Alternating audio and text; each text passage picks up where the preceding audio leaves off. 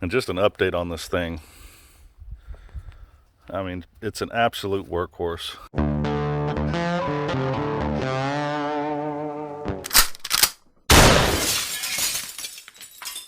This is an older carbureted one. It's a 2007, I think. Has an absolute ton of hours on it. In fact, we can go look at it. What does that say? 1,270, about to roll on 5 hours on this thing. And it is just an absolute champ. Keeps on trucking. So the boxes that I created, both the cup holders and the boxes, seem to be holding up nice with the bed liner material on the wood. One problem I have is spiders, including black widows, like to make a nest up inside here, and mud daubers, as you can see right there as I'm knocking out mud dauber.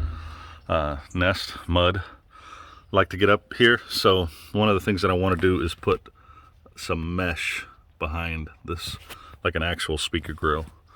That'll keep the mud daubers out, but something I need to go do. In a previous video, I was telling you about how I had changed the way this windshield works, and I wanted to demonstrate it now since I didn't really get a chance to do that before. But this originally was intended to have this section bolted down hard, and you see it's hinged in the middle, and then the top section would fold down, so that way when you were transporting it on a trailer at highway speeds, it wouldn't break the windshield. I need regular access to the hood, and so having this as a permanent mount was just never going to work. But I was able to get this cheap enough. It's the Moose utility brand. Bought it used, able to get it cheap enough where I could go get these clamps that would allow me to quickly take it on and off, and then in this instance undo just the bottom and flip that up. And it just so happens that the bottom is enough to clear that when it's open, so that gives me access to the trunk. So the other thing that was interesting that I learned after owning one of these is that if you put a front windshield in, you really need a rear windshield.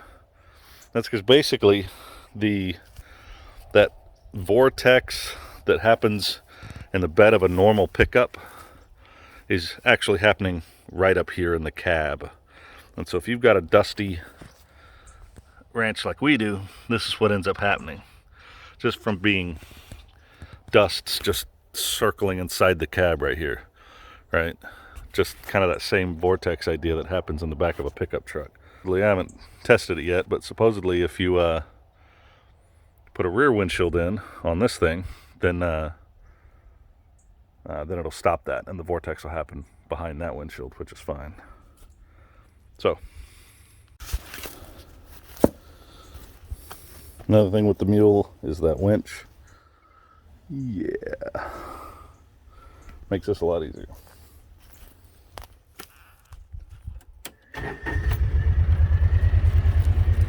Hear how easy that old carburetor starts up.